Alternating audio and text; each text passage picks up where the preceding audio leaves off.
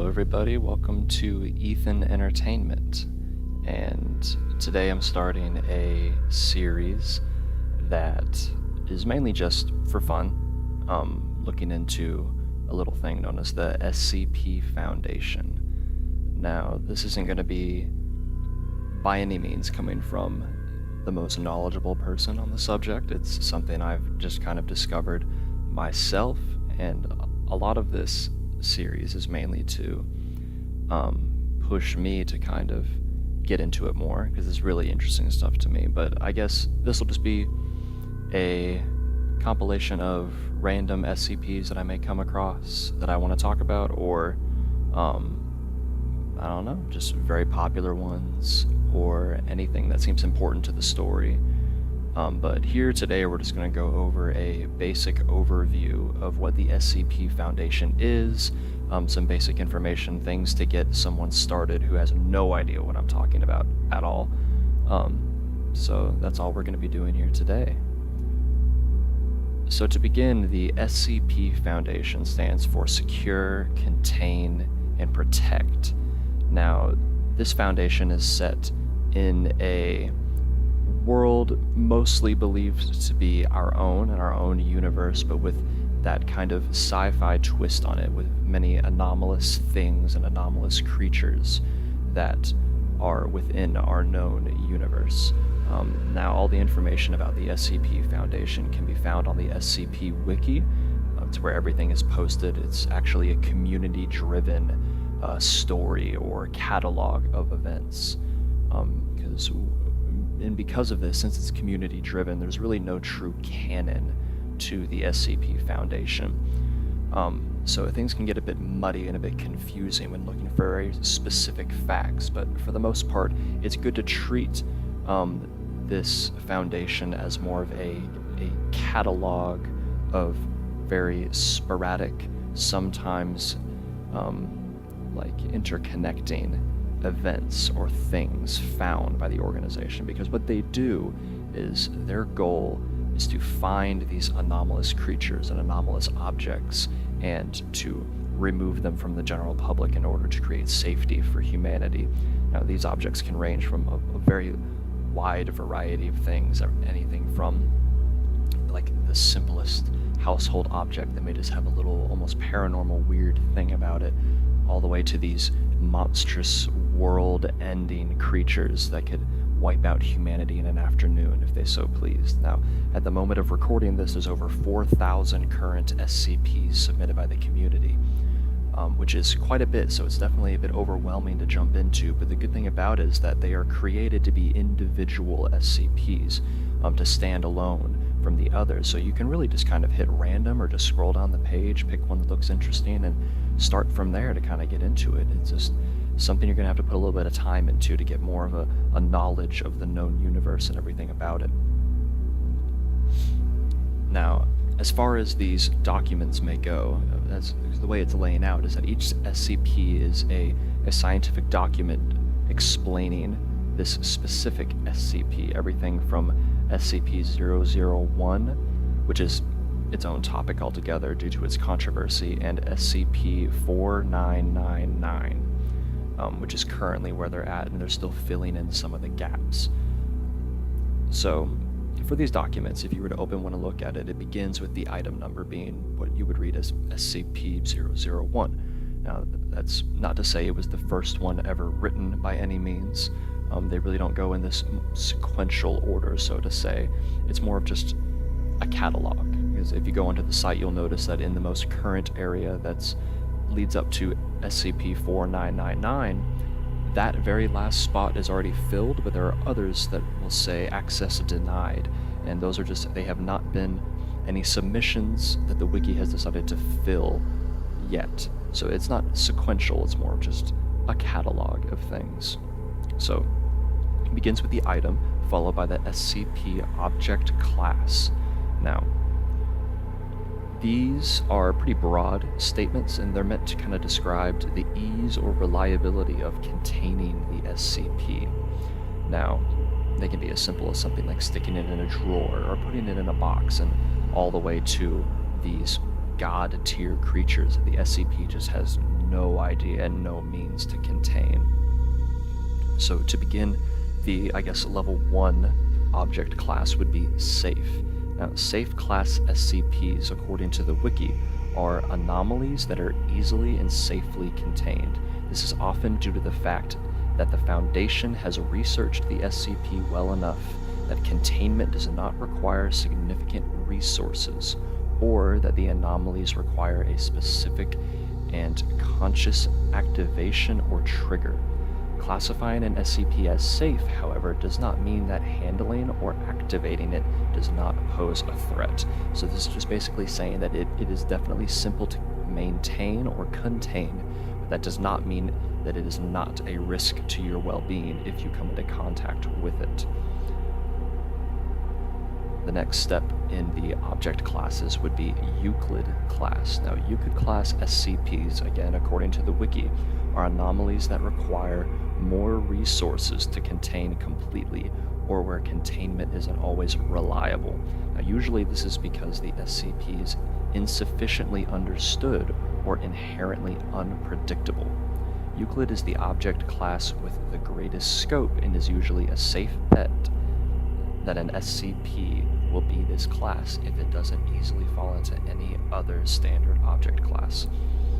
As a side note, any SCP that's autonomous, sentient, or sapient is generally classified as Euclid due to the inherent unpredictability of an object that can act or think on its own. Now, this is mainly going to be full of your humanoid entities or even some robotic entities, ones that can make decisions and think. Now, they may be overall safe, but they would still be classified as Euclid due to the fact that at any moment they could make the decision to become unsafe. They have that free will, so to speak. The next step in the object class would be Keter. Keter class SCPs, according to the wiki, are anomalies that are exceedingly difficult to contain, consistently or reliably, with containment procedures often being extensive and complex. The Foundation often can't contain these SCPs well due to not having a solid understanding of the anomaly or lacking the technology to properly contain or counter it. A Keter SCP does not mean the SCP is dangerous, just that it is simply very difficult or costly to contain. Now, to touch on that last statement, it may not necessarily be a dangerous entity, but it may be due to the vastness of its size, or even just the way it exists in our universe, as some SCPs exist only as a thought, or only as a memory. And these are objects that the Foundation, they don't know how to contain something like that due to its fluidity in our universe. And that would classify it as Keter. The next step in classification would be Thaumiel. The Thaumiel class SCPs are anomalies that the Foundation specifically uses to contain other SCPs. Even the mere existence of Thaumiel class objects is classified at the highest levels of the Foundation, and their locations, functions, and current statuses are known to few Foundation personnel outside of the O5 Council, and that council is something we'll touch on a bit in a minute. Now, these are ones that they'll use, such as SCPs that will allow an individual to travel forward in time, things that the Foundation could utilize for their benefit, for more SCP collection, I guess would be the best word for it. And the fourth and final classification would be neutralized. Neutralized SCPs are anomalies that are no longer anomalous, either through having been intentionally or accidentally destroyed or disabled. Now, the Foundation has a very strict set of rules when it comes to how they handle SCPs. They're definitely not in the business of killing or destroying things. They're very much about the collection and the research of these objects. They don't want to inherently destroy any SCP if not absolutely necessary. In fact, it's extremely frowned upon the majority of the time within the Foundation. But there will come accidents when these things may happen, and this is when you'll see neutralize pop up. It is not a very big category by any means, but it is present in the universe. Going on down the page on our SCP document, next will come the Special Containment Procedures. This will include how to contain the SCP, just in general, from steps you may have to take or extra precautions you may have to take when coming into contact with the SCP. Now, this is listed before the description for its emphasis on the importance of containment above all else within the organization. This will come before what it looks like, any of its history, anything like that. You'll simply have the number, you'll have its class, and then it'll be followed by the sometimes very lengthy special containment procedure. Now, these can vary in length depending on, of course, the class and the dangers that go along with it. If it's something more like the SCP that's a 6-sided die that will occasionally land on a 7, that obviously won't have a very long containment procedure. But when you get into these godlike entities, or even just more these very humanoid, very dangerous, very suspicious creatures, they will have much longer containment procedures. Following this down the page will be its description. Now, this is usually the biggest section of the document, because this will include a wide variety of things, but it is usually written in a very scientific or technical tone, as if coming from a doctor or from a scientist. And this will describe the appearance and the anomalous nature of the SCP. What makes it an SCP? What makes it otherworldly? This may include where and how the SCP was first discovered, depending on the extent of the document. This may also include things like testing logs, which is what they will do after they have contained the SCP. They will use people within their organization to perform tests in order to further understand it, as being one of the main goals of the Foundation. It may also include exploratory logs of the SCP location, where it was found. It may have interviews with people that have come into contact with the SCP, or even people that were directly involved in the initial containment of the SCP, and any other important information that's deemed necessary by the author. That pretty much wraps up what you'll see on each document of an SCP, but there is a bit more information I'd like to go into on this video. Now, due to SCPs usually being found by members of the general public, the Foundation must come in and contain the anomaly, obviously, but when they do this, they must also wipe the memories of all witnesses. They want to keep their public as safe as possible, and that includes psychologically. You don't want people to be freaking out after seeing these horrifying otherworldly things. That's why they are very much a shadowy organization, and they work in secrecy. Now, the task forces that are usually sent in to contain an SCP would be known as the Mobile Task Forces, or MTFs. Now, they're not always necessary when containing an SCP, obviously, for the very safe class SCPs, or very just basic calls they may get. They may send in only 1 or 2 agents, but for the majority of the time, there is a task force sent in, mainly for precaution. As I said, tests are done on the SCPs after containment, and termination of an SCP is very rare. Now I move on to what they call D-class personnel. Now, these D-class personnel are what the Foundation decides are expendables. They are subjects used for testing purposes. And this is in place of their scientists and their researchers, that they don't want to die all the time, whether in the field or during testings. So they usually take people from prisons, usually convicts of violent crimes, and these are the ones that would be labeled as D-class. Now, also, due to the mass usage of D-class personnel, the Foundation may take from other sources when absolutely necessary. There are even times when they have been known to demote certain negative or erratic employees down to D-class.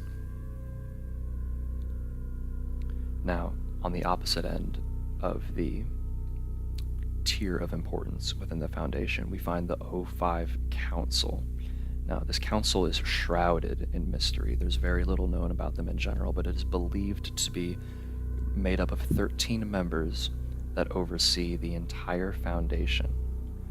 They have access to practically all of the Foundation's secrets, and there are even rumors of them being able to maintain immortality due to this unlimited access. Directly below them, but still very important, would be the site directors. One of these site directors will be posted at a SCP Foundation location in order to oversee its functionality. Now, there are many locations across the world built in varying size and varying purpose, some meant specifically to house only one very important or very dangerous SCP, all the way to these mass prison-like foundations that could hold hundreds of SCPs. The last thing I want to touch on here today is what they call the GOI formats, or the groups of interest. Now, there are many groups of interest within the SCP universe, but I think outside of the Foundation, there are 3 that are very important and have been around for a very long time within the SCP's history. One of these being the Church of the Broken God, which is a religious group formed out of the destruction of a specific SCP and deserves its own video. Another would be the Global Occult Coalition, which is made up of many smaller groups that are they're in the business of destroying SCPs. It's kind of that almost opposite ideology of the Foundation. Rather than preserve, they want to destroy. And finally, there's the Chaos Insurgency, who are direct antagonists to the Foundation and their work. There are many more groups of interest, obviously, and there will be videos on other ones, and especially the 3 that I have just mentioned. They definitely deserve their own time and explanations. So as I stated, if you're looking to get into the SCP Foundation lore or story, or just some fun reading, each SCP is written to stand alone, so anywhere is as good of a place to start as any. I recommend just jumping onto the page and maybe hitting the random SCP button that they have on their wiki. There will be a link in the description to the wiki page. In addition to the SCPs, they also include a tab for tales, is what they call them. Now, these are more informal writings that will provide different perspectives, or perhaps just a new story involving already existing SCPs. These are the ones that will read more like a fictional short story in a sense, rather than a scientific log. Now, that has been all here today for the basic information over the SCP Foundation. I believe you should have a basic understanding of how everything works within the universe, and know a couple of key names, and just what to look for in future videos about this. We'll be going over one SCP at a time, occasionally groups when it is necessary, or even foundations on their own that may be in direct correlation with certain SCPs. But other than that, thank you for watching. This has been Ethan Entertainment, and I'll see you on the next one.